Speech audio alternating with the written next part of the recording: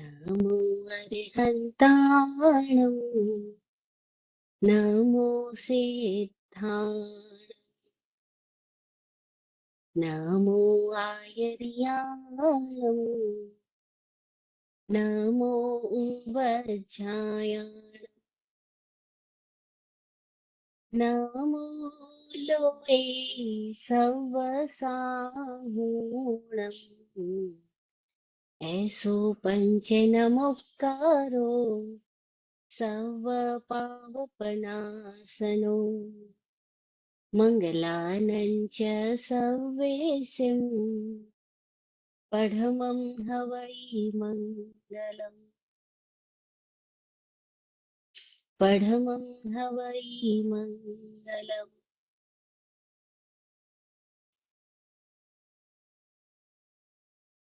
सतगुरुवर हमें मार्ग सुझा दे, सतगुरुवर हमें मार्ग सुझा दे, अपने जैसा गुणी बना दे, अपने जैसा गुणी बना दे।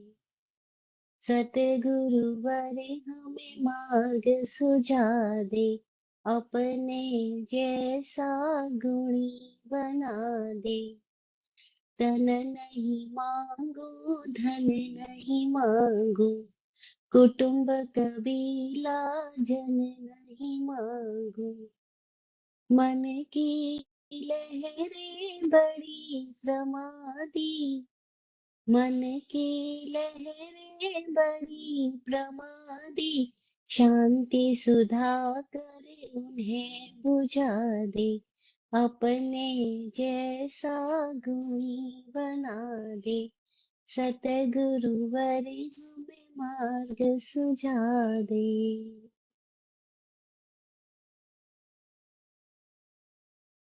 चरम तीर्थंकर समण भगवान महावीर स्वामी को वंदन नमन।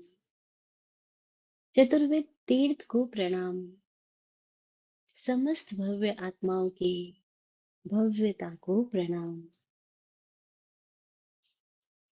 वाचक उमा स्वाति जी का सतत आभार, जिनकी प्रज्ञा से सृजित हुए सूत्रों ने अनेकानेक मुमुक्षु आत्माओं का मार्गदर्शन किया और मार्गदर्शन कर रहे हैं। नॉर्थ कैरोलिना के स्वाध्याय संघ का भी प्रणाम, जिनकी जिज्ञासाओं ने हमें इन सूत्रों पर व्याख्या करने का मौका दिया।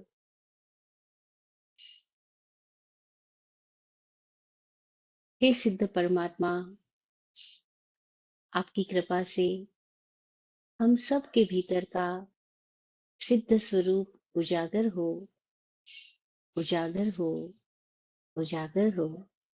सिद्धा सिद्धि मम दिशन्तु, सिद्धा सिद्धि मम दिशन्तु, सिद्धा सिद्धि मम दिशन्तु। जय हो।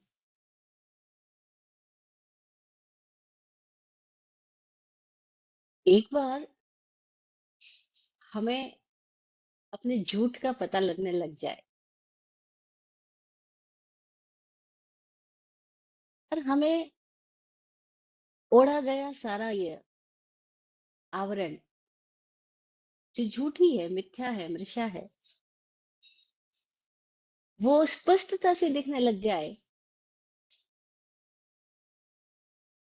तो ही हम सम्यक दृष्टि हो पाएंगे। तब भी हमारी दृष्टि में निष्पक्षता आने लगेगी। जब तक झूठ के साथ हमारा एसोसिएशन इतना गहरा है और हमें समझ भी नहीं आता, दिखाई भी नहीं पड़ता, तब तक सत्य का स्वरूप सदा उजागर ही है, सदा प्रकट ही है, लेकिन हमारे लिए अप्रकट बना रहता है। झूठ क्या है वो दिखाई नहीं पड़ता हमको।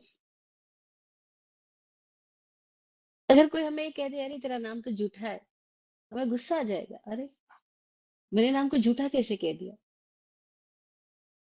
कोई कह दे तेरी पहचान सब झूठी है,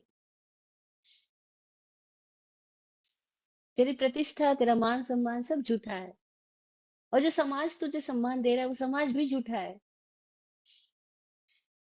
आग लग जाएगी हमको ऐसी बातें सुन करके। तो जनरली लोग ऐसी बात सुन भी नहीं पाते, इसीलिए ऐसी बात जहाँ होने लगते हैं वहां कहते हैं अच्छा बस बस बस हमें कुछ मत बोलो। हम जिस दशा में सो रहे हैं, जिस दशा में जी रहे हैं, हमको उसी दशा में उसी हाल में छोड़ दो। हमें कुछ बताने का प्रयास भी मत करो, क्योंकि अगर हमारे मन में डाउट पैदा हो गए, अब डाउट का मतलब क्या, कि इन झूठ के प्रति संदेह पैदा हो गया, तो हम इस झूठ भरी जिंदगी में जिएंगे कैसे। तो झूठ भरी जिंदगी में जीने के लिए हमें अपने झूठ के आवरण को बरकरार रखना जरूरी हो जाता है। और तभी हम जहां सत्य की बात होने लगती है और जहां संभावना है, वहां से हम कितना बचने का प्रयास करते हैं। अक्सर तो लोग सदगुरु के पास जाकर भी स्वयं को बचाने की कोशिश करते हैं, इसीलिए वो अन्य अन्य बातें छेड़ देते हैं। दुनिया भर की बातें छेड़ेंगे, समाज की बातें छेड़ेंगे, पॉलिटिक्स की बात करेंगे, विश्व के अंदर हो रहे बड़ी घटनाओं की बात करेंगे, लेकिन खुद के भीतर क्या हो रहा है उसकी बात नहीं करेंगे। खुद की बीमारी क्या है, खुद की पकड़ क्या है, खुद की मानसिक दरिद्रता क्या है, उसकी बात बिल्कुल भी नहीं करेंगे। और हमारी मानसिक दरिद्रता कितनी गहरी है। जैसे कोई दरिद्र आदमी को पैसे की भीख चाहिए होती है, वो जहां जाता है वहां पे ये खोजता है कि कैसे मुझे सहारा मिल जाए, पैसे की भीख मिल जाए। ऐसे ही मानसिक दरिद्र आदमी को लोगों का मत चाहिए होता है, लोगों का सम्मान चाहिए होता है, लोगों के रिव्यूज अपने फेवर में चाहिए होते हैं। इसलिए वो जहां बैठता है, जहां जाता है, वहां अपने लिए सपोर्ट ढूंढता रहता है, अपने लिए प्रेज ढूंढता रहता है, तारीफ ढूंढता रहता है। और ये उसकी दरिद्रता है, लेकिन ये समझ नहीं आती। पैसे की दरिद्रता समझ आती है, मानसिक दरिद्रता समझ ही नहीं आती। इसीलिए तो लोग अपने अपने मत की पकड़ बना के रखते हैं। उनको लगता है कि मत की पकड़ बनाए तो मैं कुछ हूं। अगर ये सारे मत भी छोड़ दिए तो मेरा होगा क्या। अगर मेरे पास कोई विचार ना रहे, कोई ओपिनियन ना रहे, कोई मत मान्यता ना रहे, कोई सिद्धांतों की बहसबाजी ना रहे, तो मैं बात ही क्या करूंगा, मैं करूंगा ही क्या। We are so ignorant about our ignorance. हम अपने अज्ञान के प्रति ही अज्ञानी हैं। और ये अज्ञान कितना गहरा है। तभी तो हमें ज्ञानी लोग बर्दाश्त नहीं होते। हमारे बीच में कोई ज्ञानी हाँ आ जाए तो हमें सहन ही नहीं होगा, क्योंकि हम जैसा चाहते हैं वो वैसा नहीं है। और हम जैसा अपने आप को उससे सुनना चाहते हैं वो वैसा बोलता नहीं है। तो हम कोई ना कोई बहाना बना के, कोई ना कोई मान्यता बीच में ला करके उससे दूर हट जाते हैं। या तो उसको दूर कर देते हैं या खुद दूर हट जाते हैं। और इस तरह से हम अपने इस झूठे आवरण को गहराई से पकड़ के ये मान लेते हैं कि मेरे पास कुछ तो है, मेरी अपनी पर्सनैलिटी है, मेरा अपना धर्म है, सिद्धांत है, मेरा अपना शास्त्र है, मेरे अपने संप्रदाय है, गुरु है, मान्यताएं हैं। मैं जैन हूँ, मैं बौद्ध हूँ, मैं हिंदू हूँ। कितनी सारी विशेषण हमने अपने आप से जोड़ लिए। और कोई अगर ये आके कह दे तुम जैन हो ही नहीं अभी, तो एकदम गुस्सा आ जाएगा। मैं जैन नहीं, आपने ऐसा कैसे कह दिया। मेरा घर मेरा घर जैन है, मेरे दादा पिता सब जैन हैं, और मैं जैन के रूप में पैदा हुआ हूँ। अभी जैन के साथ हमने पकड़ बना ली, और ये झूठी पकड़ है। क्योंकि जो वास्तविक जैन है उसको तो पता ही नहीं वो जैन है। और जिसको दम्भ है कि मैं जैन हूँ, वो जैन है ही नहीं। वास्तविक जैन तो वो है जो निष्पक्ष सरल हृदय जिज्ञासु है, जिज्ञासा से भरा है, स्वयं के प्रति, समक्ष आए हर स्थिति के प्रति सहृदय जिज्ञासा से भरा है, और निर्भीक होकर के अपनी जिज्ञासाओं का समाधान के लिए वो निष्पक्ष बात सुनने को, समझने को तैयार है, न्यूट्रल। लेकिन हम नहीं न्यूट्रल है, और होने को रेडी भी नहीं। इसीलिए जो ये भीतर का स्वरूप है, ज्ञानमय हमारा अस्तित्व है, हम अपने ही ज्ञान से कैसे जुदा है? हैरानी की बात है ना। ज्ञान कहीं से लाना थोड़ी है, ज्ञान कहीं से लाया जा ही नहीं सकता। अनुभवी लोग, ज्ञानी पुरुष कहते हैं कि ज्ञान किसी को दिया भी नहीं जा सकता। गुरु ज्ञान नहीं देता, गुरु हमें अपने अज्ञान का साक्षात्कार करा देता है। इतनी मदद करता है कि हम जिन अंधेरों से चिपके हुए हैं, उन अंधेरों को अंधेरे के रूप में वो दिखा देता है, ये अंधेरा है बस। झूठ का रूप दिखा देता है कि झूठ है। और तब जिसको मिथ्या मिथ्या रूप नजर आने लग गया, बस उसका मिथ्यात्व हटने लग गया, घटने लग गया, तिरोहित हो गया। लेकिन जब तक मिथ्या मिथ्या रूप नजर ही नहीं आ रहा, तब तक क्या होगा? तब तक आपने अपनी मिथ्या मान्यताओं में ही किसी को बड़ा, किसी को छोटा, किसी को पाप, किसी को पुण्य, किसी को अच्छा, किसी को बुरा, तेरा मेरा, बस यही करता रहेगा। और ये बीमारी है, लेकिन ये बीमारी इतनी कॉमन है कि हमें बीमारी बीमारी नहीं लगती, हमें लगता है नॉर्मल बात है ये तो। हमें अपने झूठ एकदम नॉर्मल लगते हैं, और सत्य हमें अब नॉर्मल लगता है। इसीलिए हम अपनी अज्ञान के कारागृह में खुद ही खुद को बांधते हैं, कोई दूसरा नहीं बांधता, बांध भी नहीं सकता। लेकिन कितनी मजेदार बात है, हम अपने आप को कितना ही अज्ञान में, झूठ में, बंधनों में, मान्यताओं में बांध करके रखते हैं, तब भी कोई क्षण हमारे जीवन में आते ही है जबकि हम अपने ही इस अज्ञान से, अपने ही इस कारागृह से अपने आप को मुक्त अनुभव कर पाते हैं। लेकिन बड़ी मजेदार बात है कि हमें वो मुक्ति के क्षण ही समझ नहीं आते, और वो भी स्वीकार नहीं होते। हमें अपनी बेचैनी स्वीकार हो जाती है, लेकिन मुक्ति स्वीकार नहीं होती। तो हम घबरा करके वापस किसी झूठ को पकड़ लेते हैं, वापस किसी सहारे को पकड़ लेते हैं। जीवन हमें अपने यथार्थ रूप का दर्शन कराता ही है, लेकिन हम उस दर्शन से खुद ही भागने लगते हैं।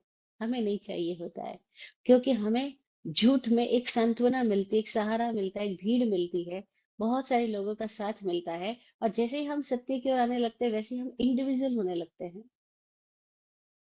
और जो इंडिविजुअल होना है, वो हमें बड़ा भयानक लगता है, खतरनाक लगता है, डरावना लगता है। हम इंडिविजुअल नहीं होना चाहते, हम किसी एक समूह के रूप में अपने आप को देखना चाहते हैं, किसी एक संबंध के रूप में अपने आप को देखना चाहते हैं, संबंधित होकर के देखना चाहते हैं। हम गैर संबंधित होकर के खुद को नहीं देखना चाहते।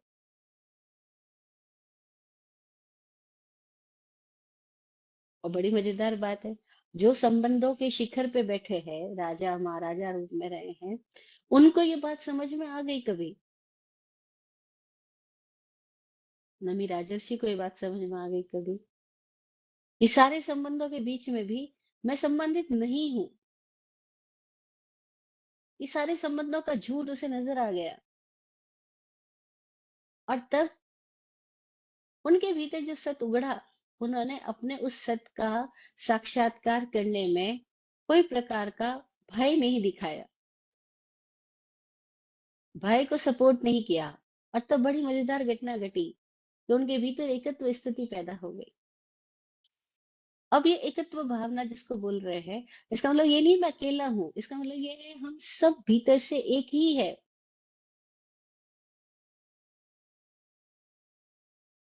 एकत्व, जैसे पानी पानी पानी, कितने भी जगहों का पानी क्यों ना हो, लेकिन पानी पानी है। अमेरिका का पानी हो, इंडिया का पानी हो, किसी गांव का पानी हो, किसी शहर का पानी हो, कुएं का हो, बावड़ी का हो, तालाब का हो, समुद्र का हो, बारिश का हो, पानी पानी है। ये एकत्व भाव है, ये एकत्व रूप स्थिति उसके अंदर प्रकट हो गई। कब प्रकट हुई? जब पहले इंडिविजुअलिटी प्रकट हुई, जब पहले असंबंधित दशा प्रकट हुई, तो फिर संपूर्ण समग्र संबंध उनके भीतर समझ आने लग गया, उजागर हो गया। पहला स्टेप बड़ा भयानक लगता है कि संबंधों के बीच में असंबंधित होकर के देख पाना।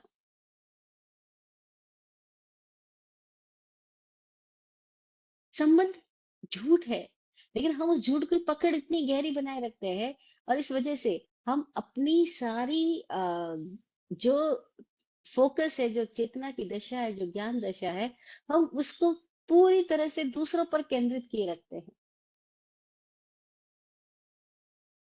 और तब क्या होता है, हमें दूसरों का तो ज्ञान हो रहा है लेकिन खुद का नहीं हो रहा, क्योंकि हमारा फोकस किधर है? हमारा फोकस ही सतत दूसरों पर है।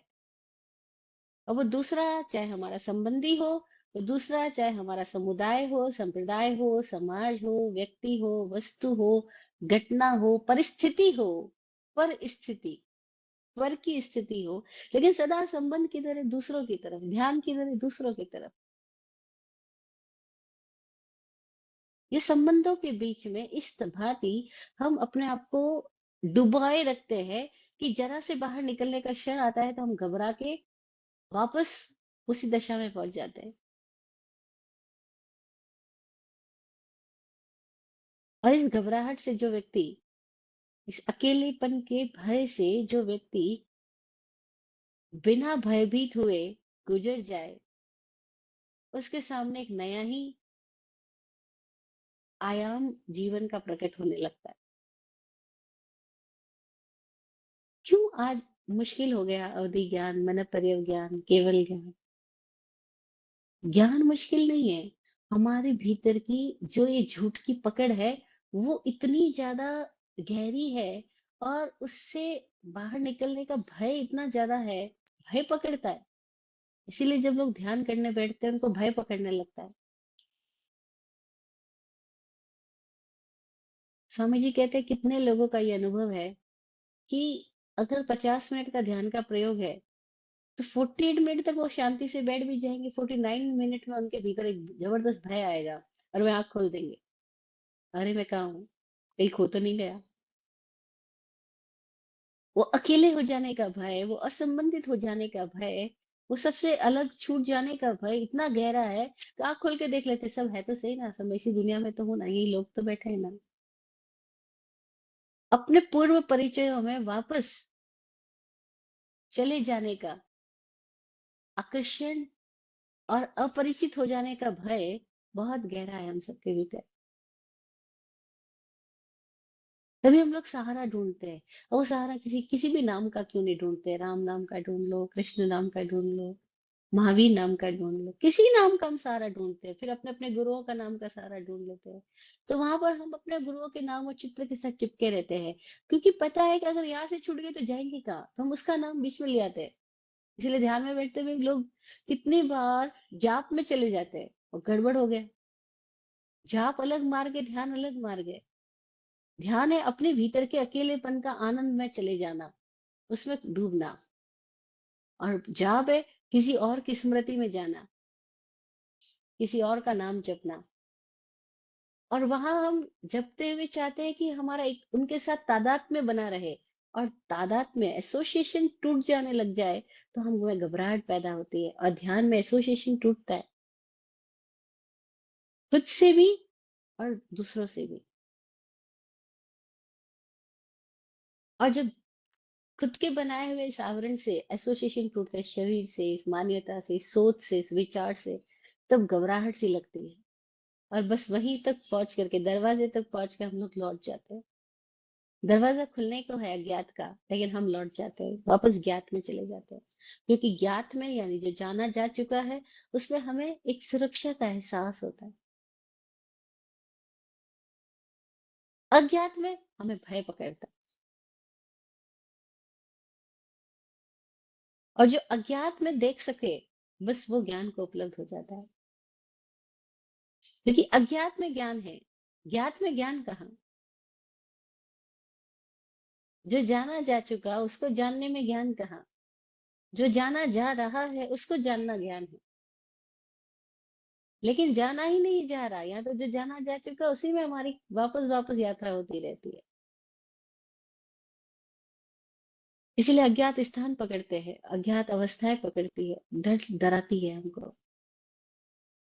और हम चुक जाते खुद से ही, खुद की ही क्षमताओं का भंडार खुल रहा है, लेकिन हम उस दशा में प्रवेश करने से पहले ही घबरा के भाग जाते हैं और चूक जाते हैं। खुद से खुद ही चूक रहे हैं, किसी और से नहीं चूक रहे, खुद खुद से ही चूक रहे हैं। खुद खुद को ही नहीं मिल पा रहे, खुद खुद में ही प्रतिष्ठित नहीं हो पा रहे।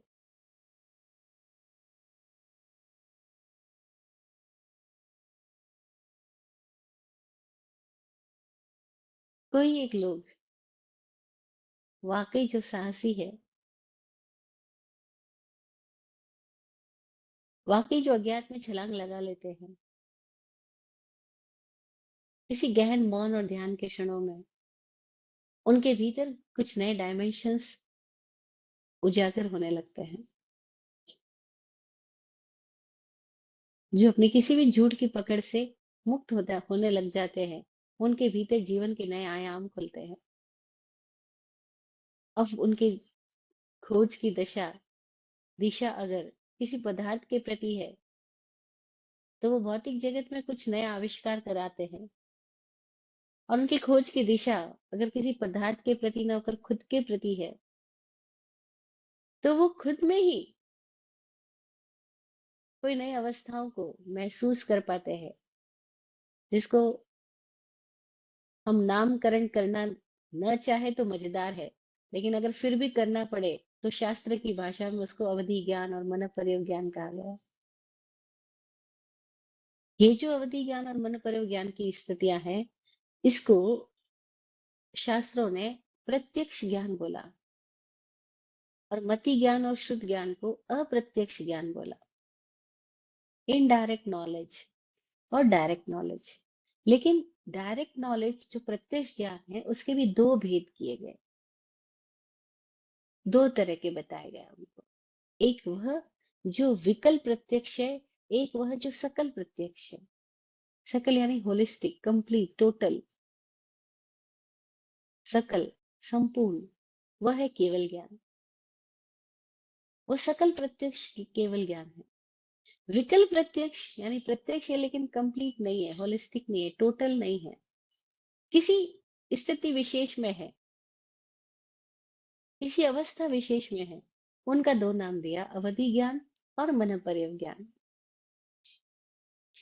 लास्ट 2-3 सेशन से हम अवधि ज्ञान की चर्चा कर रहे हैं। अवधि ज्ञान भी भौतिक पदार्थों का ही ज्ञान है।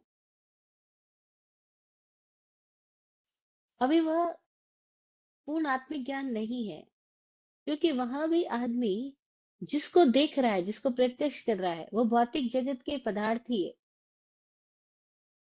शास्त्र की भाषा में बोला गया, रूपी पदार्थों को ही अवधि ज्ञान प्रत्यक्ष कर पाता है, देख पाता है, अरूपी को नहीं।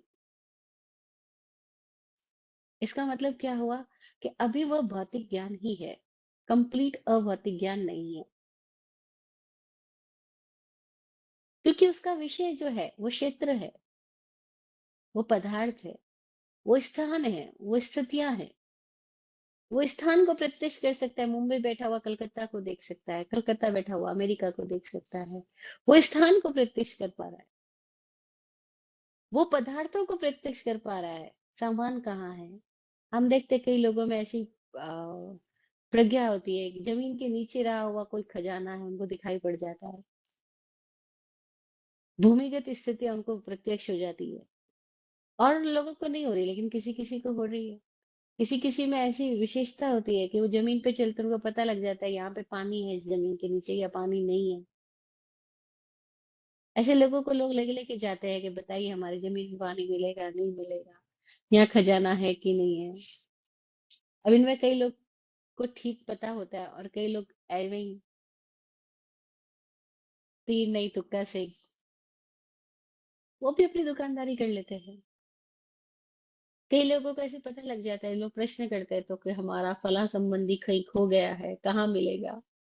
और वे बता देते हैं फला दिशा में फला जगह पर इसी दशा में वो बैठा हुआ है, आप जाओ वहां मिल जाएगा। अब ये बातें बड़ी अचरज भरी लगती है, अरे ऐसा कैसे, ये अवधि ज्ञान की बात है। उनके भीतर कोई ऐसी क्षमता उजागर है जिसके कारण से वो ऐसी बात कह पाते हैं। लेकिन लोग फिर उनको चमत्कारी पुरुष बता देते हैं, फिर उनका बिजनेस चालू हो जाता है। ये लब्धियां आदमी को कई बार वापस लोभ और मोह में भटका देती है। एक उपलब्धि हुई, अवधि ज्ञान में होना एक उपलब्धि, एक लब्धि है। लब्धि बोलो उपलब्धि बोलो एक ही बात है, एक अचीवमेंट है। और इस अचीवमेंट के कारण से फिर जैसे बाहर हम देखते दुनिया में अचीव कोई लोग कर लेते हैं तो उनमें एक अलग तरह का ईगो डेवलप हो जाता है। एक अलग तरह का उनके भीतर अभिमान सा आ जाता है।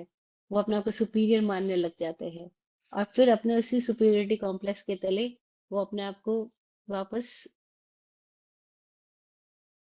बेहतर दशा से बदतर दशा में ले जाते हैं।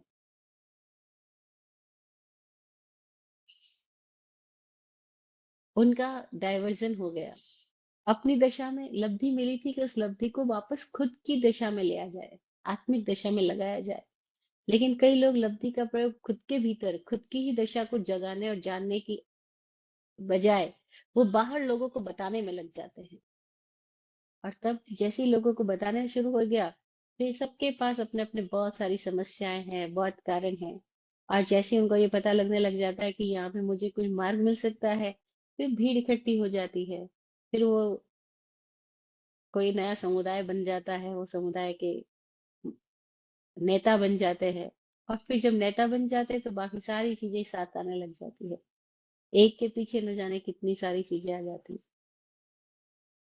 तो इन लब्धियों के कारण से लोग बोलते हैं कि हमारा भला हो रहा है उनके पास जाकर के, लेकिन जो भला कर रहा है उसका अपना भला नहीं हो पाता। क्योंकि अब वो फिर मार्ग में ही कहीं प्रशंसा पा करके चुक गया, ठहर गया, रुक गया। और उस प्रशंसा प्रतिष्ठा और उस उपलब्धियों के साथ उसने अपने आप को फिर से एसोसिएट कर लिया, यानी एक फिर झूठ आ गया। और वो जाना गया था, जाना जा नहीं रहा। और जाने गए का घमंड आते ही जाना जो जा रहा है वहां से चुक जाते हैं। और हम में से कितने लोग हैं जो पूरी जिंदगी ही ये बातें करते हैं, अरे मैं तब कॉलेज में था तब गोल्ड मेडलिस्ट था, मैं जब फैक्ट्री में गया तो मैंने ये नया इन्वेंशन कर दिखाया था, अरे मैंने उस बिजनेस को प्रॉफिट में लाके खड़ा कर दिया था। यानी अपनी उपलब्धियों की बातें हम जिंदगी भर करते हैं। और अक्सर आप बुजुर्ग लोगों के पास जाके बैठो तो उनके पास यही सारी बातें होती है, क्योंकि उनके पास अब पास्ट है, फ्यूचर तो कुछ है नहीं। तो वो पास की बड़ी बड़ी बातें करते हैं, हमने तब ये किया था, वो वहां पे इतनी लैंड ले ली थी, वहां पे वो प्रोजेक्ट मैंने करके दे दिया था, अरे मैंने कितने सारे प्रोजेक्ट पूरे कर लिए हैं। अब वो उपलब्धियों की बातें, आज इस क्षण क्या है। ऐसे लोगों की अक्सरतः दशा क्या होती है, इस क्षण तो वो कर्जे में डूबे हैं, इस क्षण तो वो कहीं दरिद्रता को जी रहे, इस क्षण तो वो कहीं तंगी हाल में है। लेकिन उनकी बातें देखो, बड़ी बड़ी समृद्धि की बातें हैं। कब की है, पास्ट की। तब हम ऐसे थे, तब मैंने वो कर दिखाया था। अब क्या हो गया, इन उपलब्धियों की बातों ने उनके भीतर एक एसोसिएशन, एक दंभ पैदा कर दिया। और उस दंभ के कारण से आज क्या है, वो उस दशा को देखना भी नहीं चाहते। आज की स्थिति का तो हम साक्षात्कार भी नहीं करना चाहते, हम अपनी उपलब्धियों की चर्चा में ही निमग्न रहते, डूबे रहते। और ये स्थिति, जैसे हम छोटी सी स्थिति में मति ज्ञान शुद्ध ज्ञान की स्थिति में इतने घमंड से भरे होते हैं, तो जरा सा किसी को ऐसी उपलब्धि मिल जाए जो पांच इंद्रियों के परे का ज्ञान है, जो प्रत्यक्ष इस दशा से लोगों की सीमित क्षमता से कुछ हट करके है, उनमें कितना वापस दंभ बढ़ जाता है। मतलब अवधि ज्ञानी फिर से चक्रव्यूह में आ जाता है। चक्रव्यूह से निकलने की उसने एक चक्र पार किया, लेकिन वापस एक नए चक्रव्यूह में पड़ जाता है। कितने लोगों को तो अवधि ज्ञान होते ही खुद के ऊपर आश्चर्य पैदा था। ओ, मैं ये देख पा रहा हूँ जमीन के नीचे चल रहे सांपों को, कीड़े मकोड़ों को, जमीन के नीचे दबे हुए धन को। अरे मैं ये देख पा रहा हूँ, अरे मैं आकाश में कुछ और देख पा रहा हूँ। बस इतनी बात में खुद के ऊपर ही, खुद की क्षमताओं के ऊपर ही उनको ऐसा विस्मय और संदेह पैदा होता है कि वो अपनी क्षमताओं से फिर से चूक जाते हैं।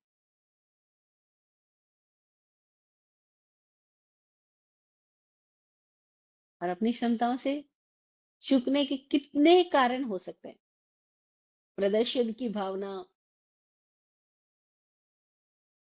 महिमा मंडन की इच्छा,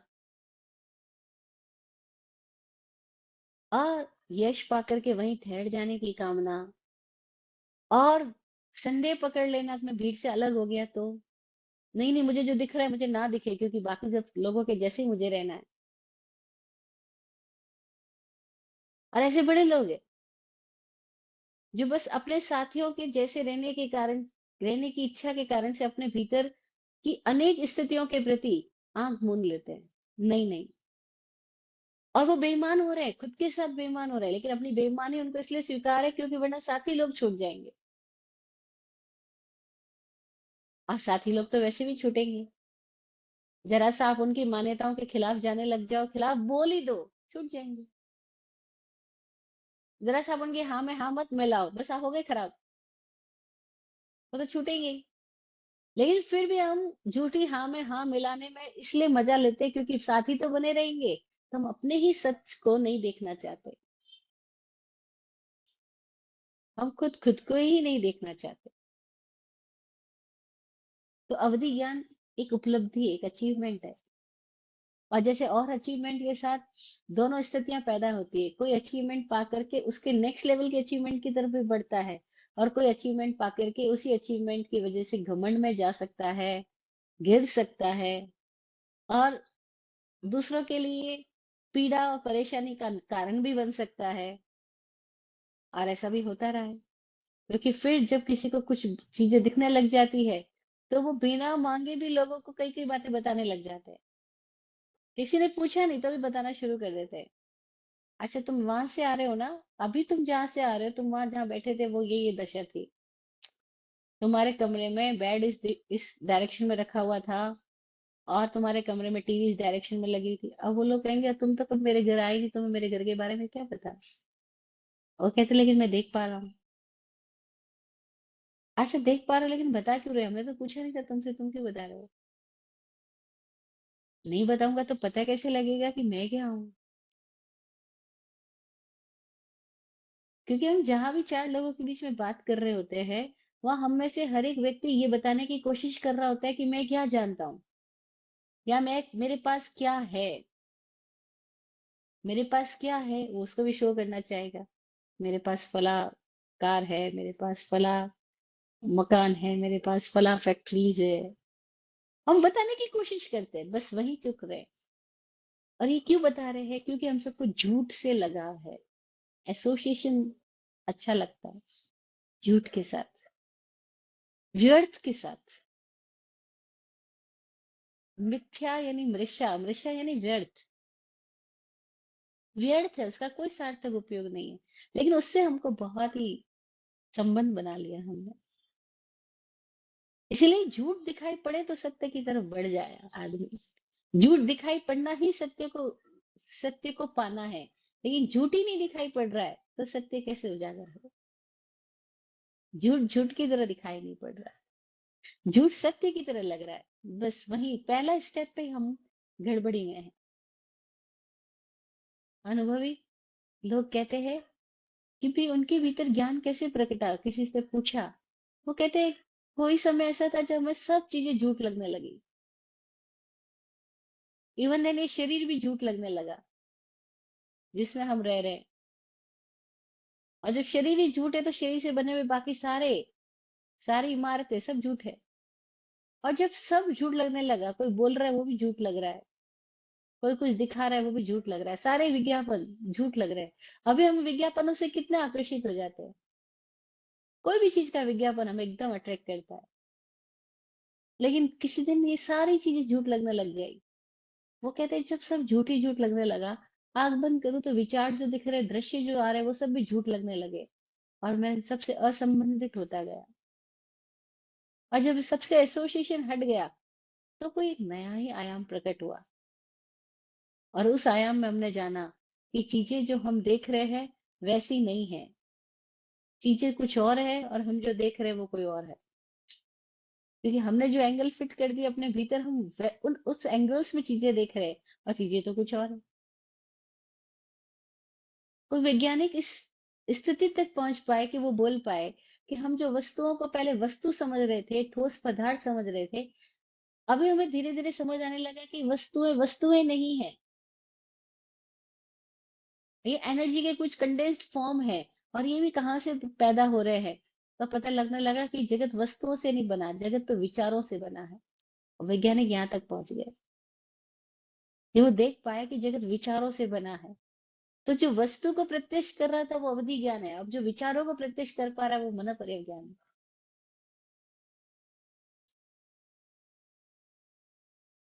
वो विचारों को देख पा रहा है कि विचारों से कैसे वस्तुएं निर्मित हो रही है, विचारों से कैसे आदमी बन रहा है, विचारों से कैसे आदमी के शरीर में बीमारियां आ रही है, विचारों से कैसे आदमी के शरीर से बीमारियां हट रही है,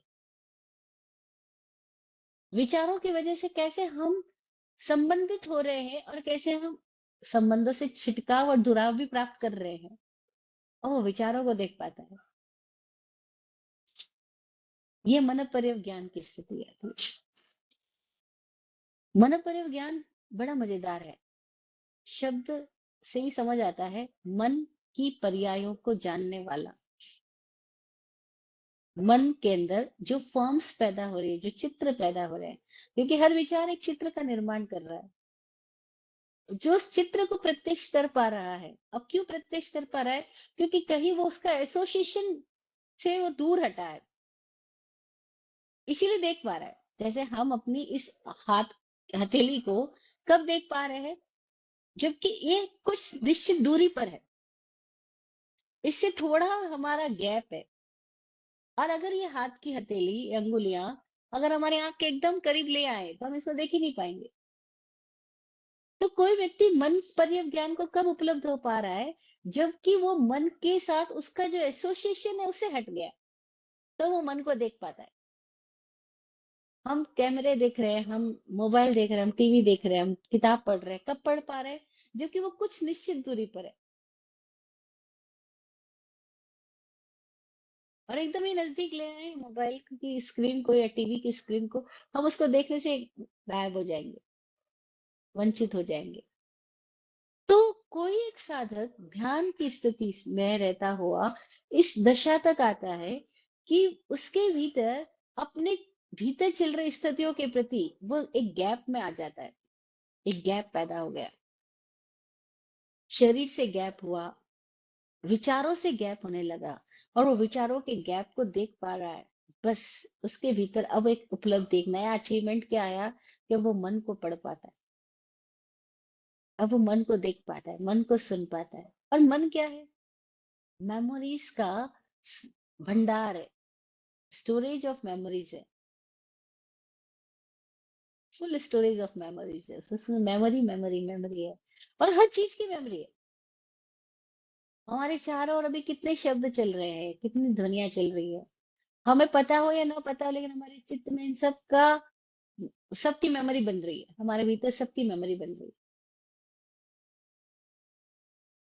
बचपन से अब तक हमने इतना खाना खाया, खाना तो गया कहीं, लेकिन उस खाने के रस की, स्वाद की मेमोरी हमारे भीतर पकड़ गई है।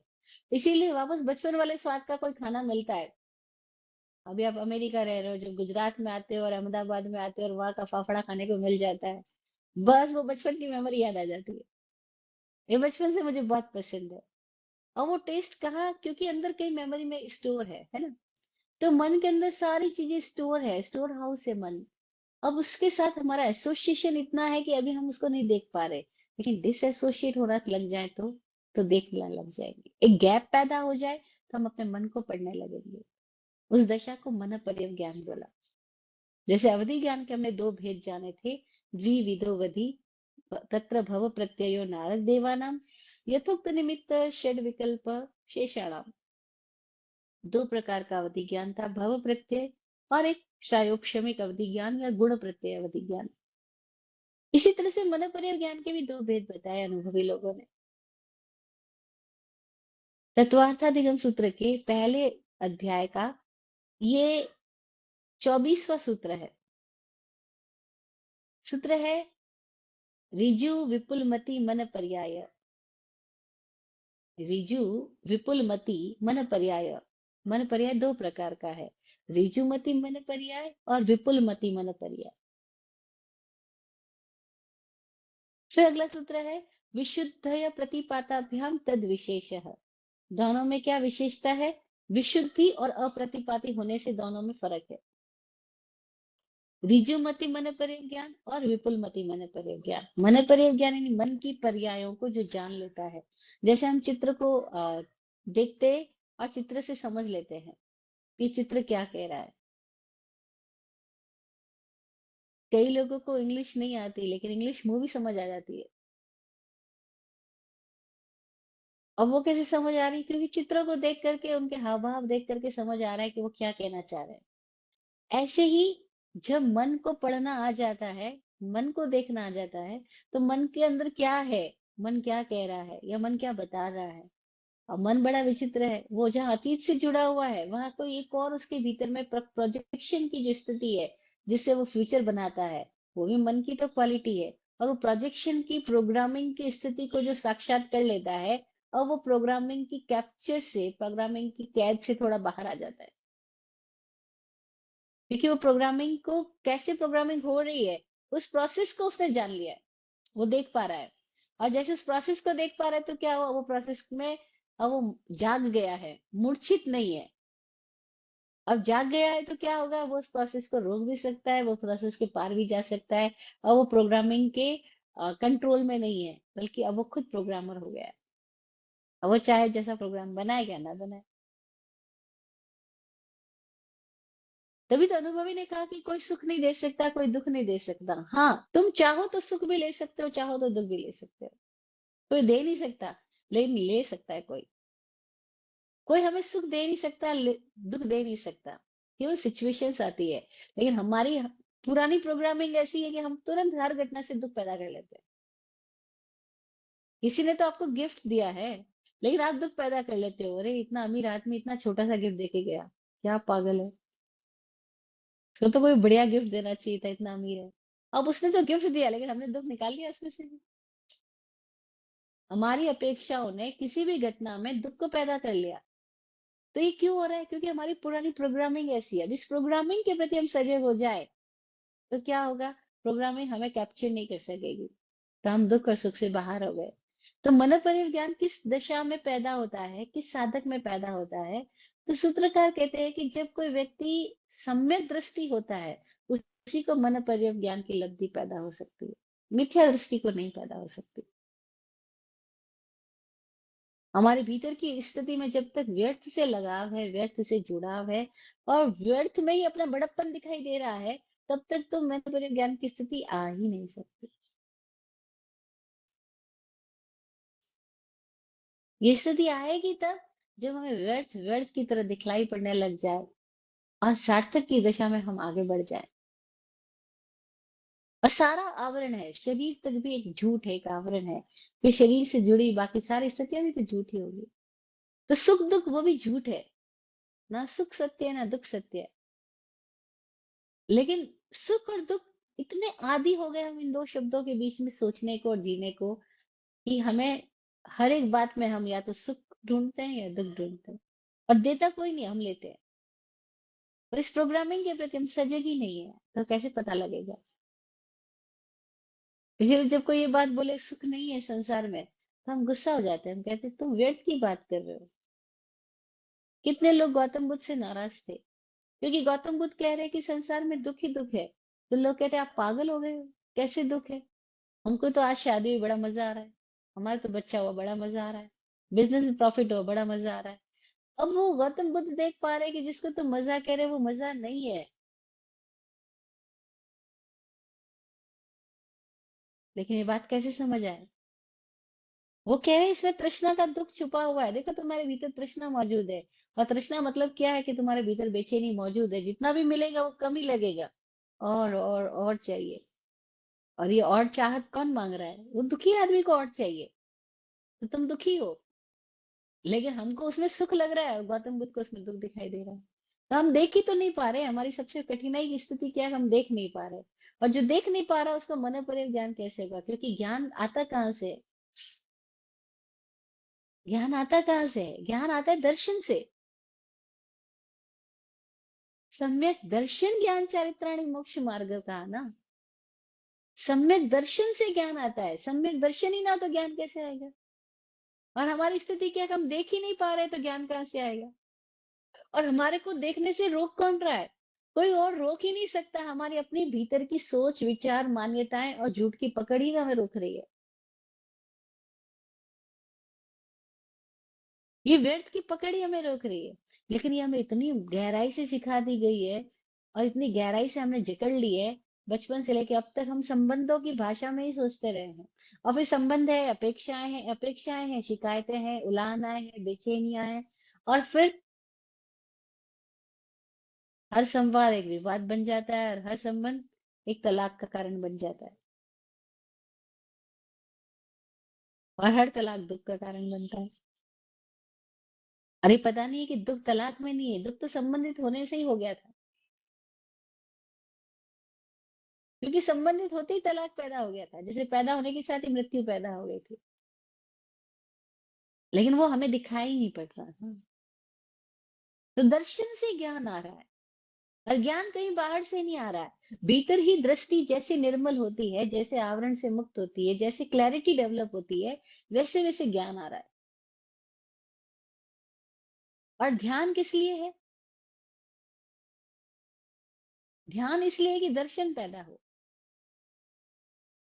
ध्यान इसलिए है कि झूठ झूठ के रूप में दिखाई पड़ने लग जाए। ध्यान इसलिए है कि हमने जहां अपने आप को एसोसिएट कर लिया है, वहां से हम डिस एसोसिएशन कैसे पैदा कर ले। ध्यान से दृष्टि आएगी, दृष्टि से ज्ञान आएगा।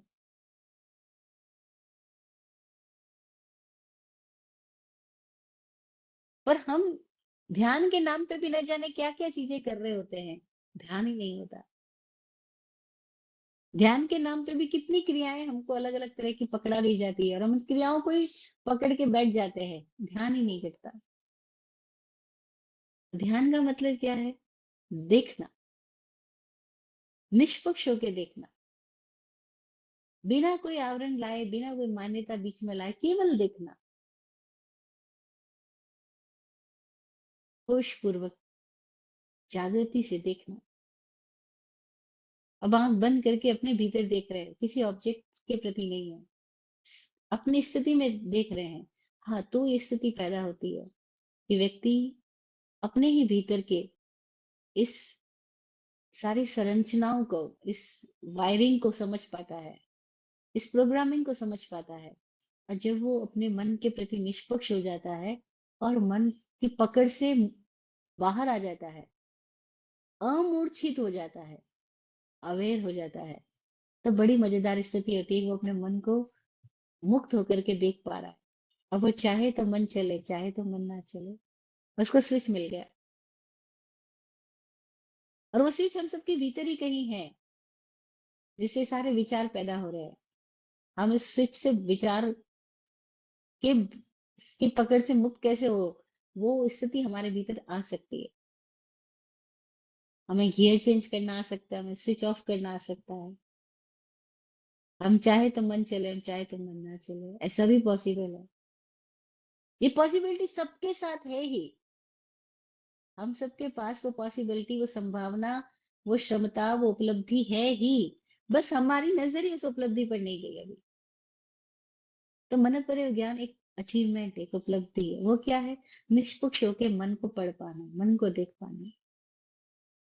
और जब कोई व्यक्ति अपने भीतर एक गैप में आ जाता है, एक अंतराल पैदा हो जाता है उसके और उसके मन की प्रोग्रामिंग के बीच में, और वो जागृति पूर्वक उस अंतराल में खड़ा रह पाता है, देख पाता है, तो मजेदार होता है कि जब वो अपने मन को पढ़ पाता है, तो सामने आए हुए किसी और मनुष्य के मन को भी पढ़ पाता है। अब यही गड़बड़ी भी पैदा हो जाती है, क्योंकि हर उपलब्धि अपने साथ और भी कई सारे दरवाजे खोलती है, और भी कई सारी संभावनाएं लेकर के आती है। अब एक नया स्टेप पे आए हो तो आप उस स्टेप से ऊपर भी जा सकते हो और नीचे भी गिर सकते हो। मनोपर्यव ज्ञान एक आत्मिक ज्ञान है, लेकिन उसके बावजूद उसका संबंध अगर दशा बाहर के साथ जुड़ गई तो वो फिर नीचे की दिशा में भी ले जा सकता है। और अगर आप बाहर में कोई रस ना लिया, क्योंकि बाहर में पता लग गया सारी फिल्मों की स्टोरी एक ही है। अब ये किसी किसी को समझ आता है, नहीं तो लोग जिंदगी भर मूवीज ही देखते रहते हैं। अरे इतनी मूवी देख ली, अभी पता नहीं चला सब स्टोरी एक से ही है। लेकिन तब भी पता नहीं लगता, फिर वो नई मूवी के अंदर इंटरेस्ट आता है, इसकी स्टोरी तो जाने क्या है।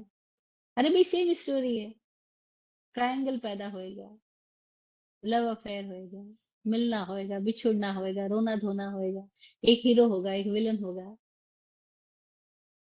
कोई प्रतिशोध ले रहा होगा, कोई चोरी चकारी कर रहा होगा, सारी स्टोरी सेम ही तो है। अब जिसको सारी स्टोरी सेम है, ये बात समझ में आ गई, वो क्या नई नई मूवी देखने जाएगा क्या? वो कहेगा मैं मूवी तो देख रहा हूँ। और वो मूवी कहाँ की देख रहा है? अपने मन की मूवी देख रहा है कि इसकी स्टोरी सेम है। सदियों से इस मन की मूवी की सेम स्टोरी चल रही है। क्या है स्टोरी है मन के मूवी की? इसके अंदर आकर्षण पैदा होएगा, फिर विकर्षण पैदा होएगा, फिर आकर्षण पैदा होएगा, फिर विकर्षण पैदा होएगा। और आकर्षण और विकर्षण में पूरा संसार चलता है। इसका नाम द्वंद है, मैथुन है, कॉन्फ्लिक्ट है। यही सेक्स है। अट्रैक्शन है, फिर रिपल्शन है, फिर अट्रैक्शन है, फिर रिपल्शन है। 2 मिनट फेस टू फेस है, and the whole night back to back है। बस इसी ये मन की मूवी है, ये बात समझ में आ गई तो आदमी क्या होगा? इस मन पर्याव से भी अटकेगा नहीं, और तब केवल ज्ञान की स्थिति में जा पाएगा। लेकिन ये मन पर्याय भी दो प्रकार का होता है, ऋजुमति, विपुलमति। ऋजुमति क्या, एकदम सरल मति वाला, सहज, बहुत आयामों से वो नहीं जान रहा है, अनेक आयामों से वो नहीं जान रहा है, वो थोड़े कुछ हल्के से, कुछ सहजता से, बस छोटी सी बात समझ में आ गई इसको। विपुलमति क्या हुआ, उसको बहुत आयामों से एक बात को अनेक आयामों से वो समझ पा रहा है, देख पा रहा है।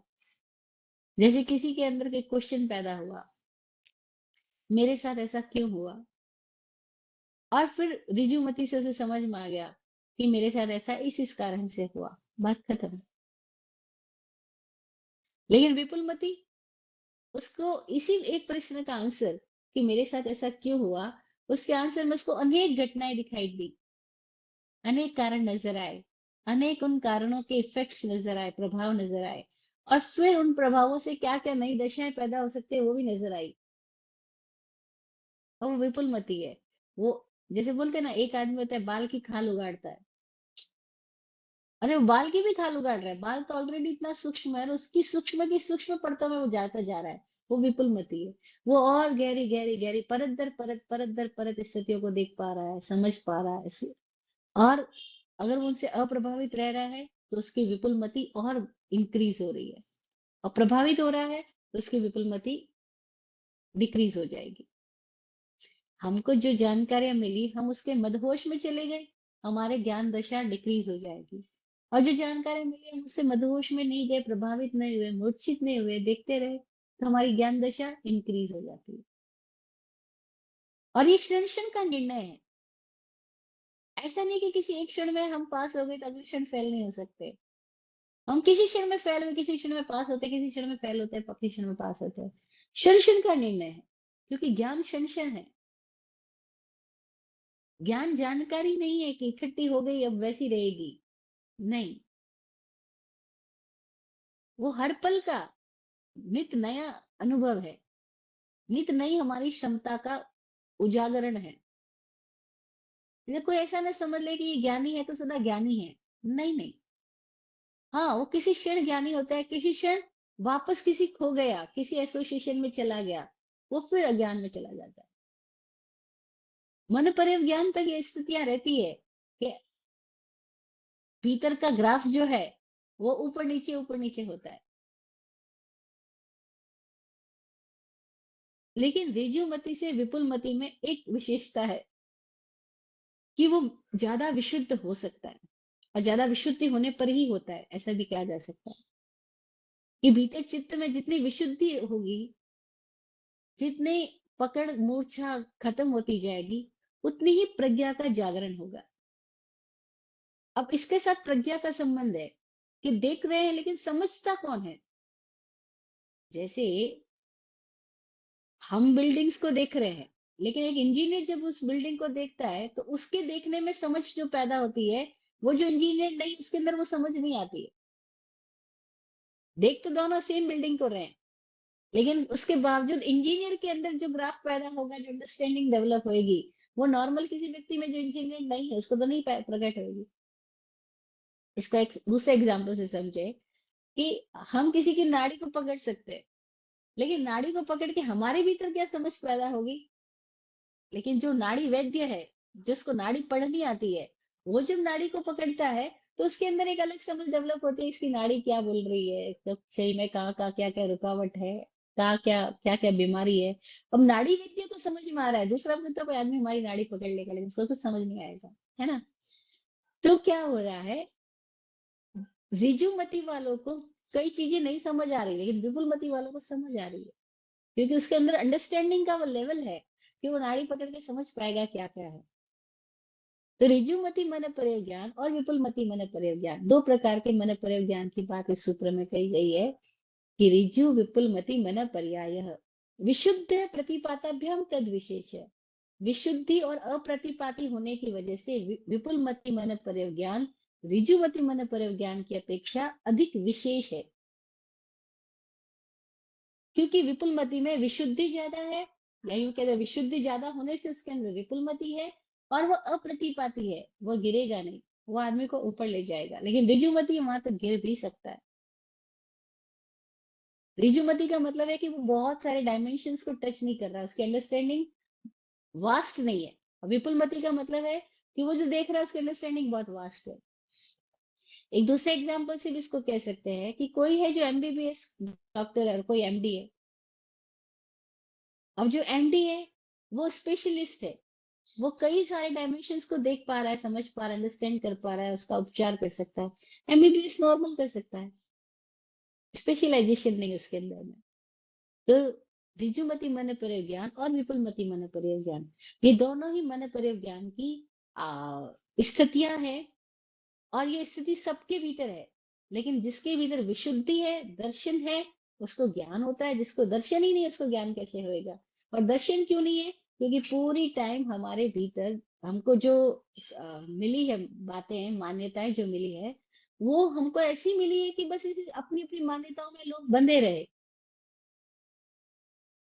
और हैरानी होती है, अब हैरानी भी नहीं होती, मूर्खता तो बड़ी कॉमन है, कि जो ये जैन सूत्र पढ़ रहे हैं, शास्त्र पढ़ रहे हैं, पढ़ पढ़ के कोई उपाध्याय आचार्य साधु बन गए हैं, वे सब भी वापस लोगों को अपनी मान्यताएं ही पकड़ा रहे।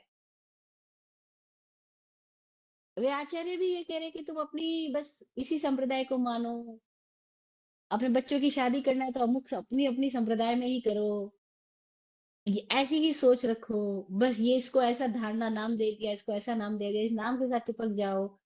मतलब वो जो आप अपने आप को आचार्य के पद की घोषणा करते हो, आचार्य बताते हो, और आप लोगों को निष्पक्ष होने की बजाय उनका बिलीफ सिस्टम पकड़ाते हो, लोगों को इंडिविजुअल होने की बजाय ये कहते हो कि तुम भीड़ का हिस्सा बने रहो।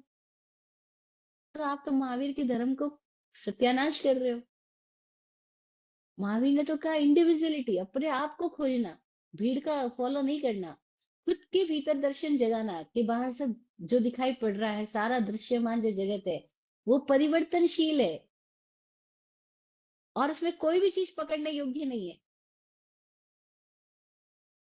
किसी के साथ संबंध स्थापित करके रुक जाने योग्य नहीं है। पर पाषण आकर्षण, पर पाषण संबंध स्थापना, सबके प्रति सजग किया महावीर ने। और हम क्या कर रहे हैं, हम फिर एक नई मूर्छा पैदा करवा रहे हैं, संप्रदाय के नाम पे, धर्म के नाम पे, पंथ के नाम पे, परंपरा के नाम पे, अपने अपने बिलीफ सिस्टम को और मजबूती से पकड़ा रहे हैं और पकड़ रहे हैं। तो हम क्या, हम मोक्ष मार्ग बता रहे हैं या बंधन का मार्ग बता रहे हैं। लेकिन ऐसे ही मूड आचार्य है, उपाध्याय है, साधु है, साध्वी है, ना जाने क्या क्या पोस्ट पर है। और हम सब ऐसे ही, खुद भी ऐसे ही मूड है, इसलिए हमें मूर्खता अच्छी लगती है।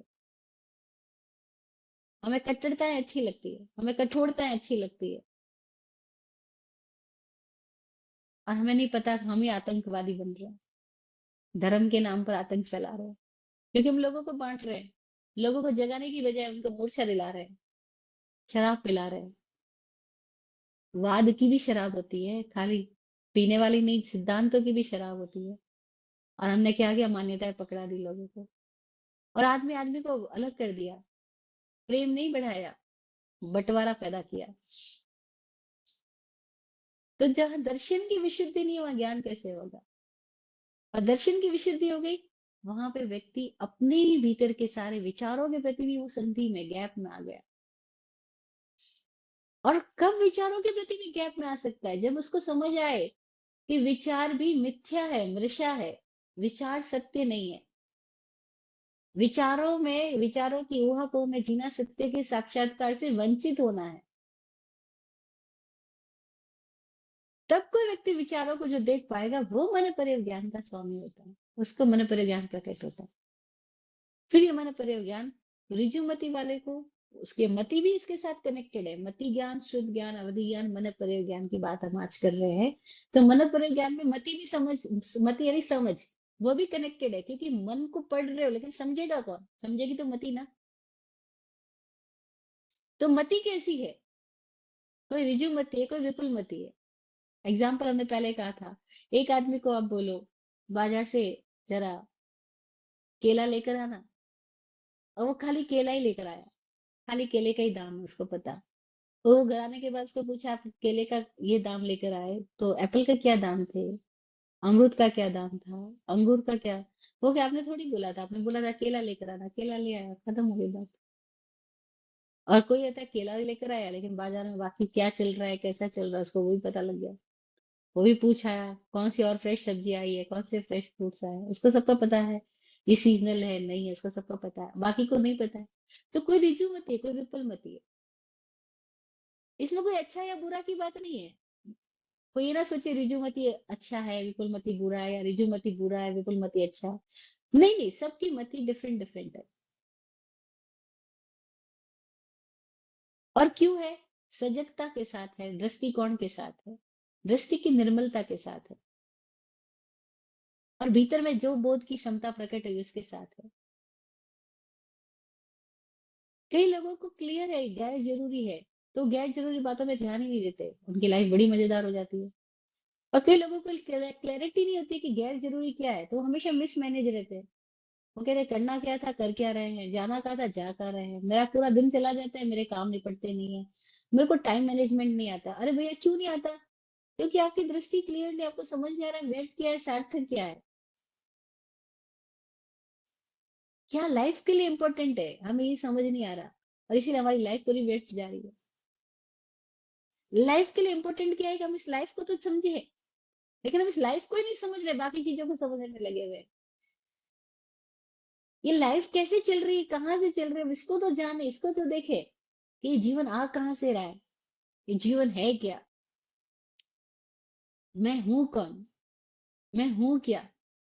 हमें अपना ही भान नहीं है, बाकी सबका भान करने में लगे हुए हैं। जब इम्पोर्टेंट क्या है वो ही नहीं पता, हमें हमारे लिए इम्पोर्टेंट क्या है? बस पैसा पैसा पैसा।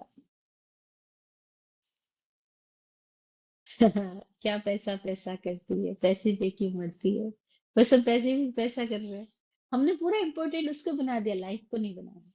अब तक तब क्या हो गया, जिसके दिलो दिमाग में जड़ की महत्ता ही होती जाएगी, वो जड़ होता जाएगा। और जिसके दिलो दिमाग में चेतन की महत्ता होगी, उसका चैतन्य खिलता जाएगा, विकसित होता जाएगा। तो कोई तो इंसान है जो वापस पत्थर की तरफ बढ़ रहे हैं, पत्थर योनि की तरफ बढ़ रहे हैं, क्योंकि उनका पूरा ख्याल मटेरियलिस्टिक है। और कोई इंसान है जो फूल की तरह खिल रहे हैं, चेतना जिनकी विकसित हो रही है, मुक्ति की ओर दशा में जा रहे हैं। तो हमें देखना है कि हम कौन सी दशा में बढ़ रहे हैं। तो ऋजुमति और विपुलमति, अच्छा बुरा कुछ नहीं है। ऋजुमति सहजता से, सरलता से, संक्षिप्त में कुछ समझ पाता है। विपुलमति उसी को कोई गहन अर्थों में, कोई महान अर्थों में, कोई और वास्ट एंगल्स में समझ पाता है, देख पाता है। दोनों में विशुद्धि का फर्क है और प्रतिपाती और अप्रतिपाती होने का फर्क है। ऋजुमती वापस प्रतिपाती गिर सकता है, विपुलमती अप्रतिपाती हो जाता है। वो क्योंकि उसके भीतर प्रज्ञा का इतना विशिष्ट जागरण हो गया है, तो उसको मूर्छित करना संभव नहीं है। और उसको शराब भी मूर्छित नहीं कर सकती है। उसकी प्रज्ञा इतनी निर्मल और हो गई है कि अब उसको कोई भी नशा नहीं दिया जा सकता। तो क्या हो गया, विपुलमती मन परिज्ञान जिसमें हुआ, वो अप्रतिपाती हो गया, यानी अब वो गिरेगा नहीं, अब वो बेहोश नहीं होएगा, क्योंकि उसके भीतर प्रज्ञा का विशिष्टतम जागरण घटित हुआ है। तब वो क्या होगा, अब वो मुक्त दशा में ही जाएगा, केवली की स्थिति में पहुंचेगा। केवली की स्थिति में हम सब पहुंचे, इसी सद्भावना के साथ इसी दुआ प्रेम के साथ आज के इस सेशन को हम यहीं पूरा करते हैं। और सबके लिए विराट गुरु जी की दुआ पढ़ती।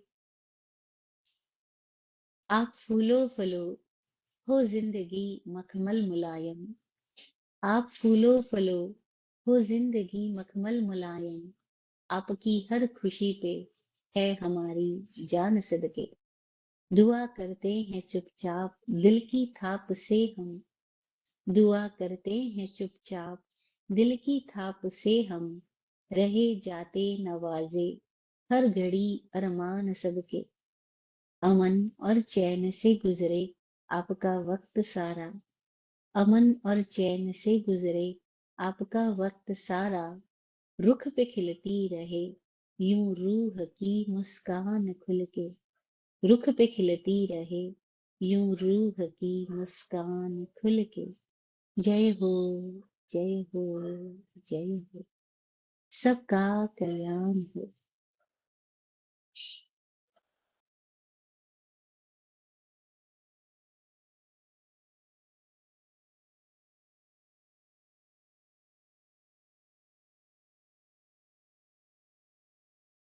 जय हो।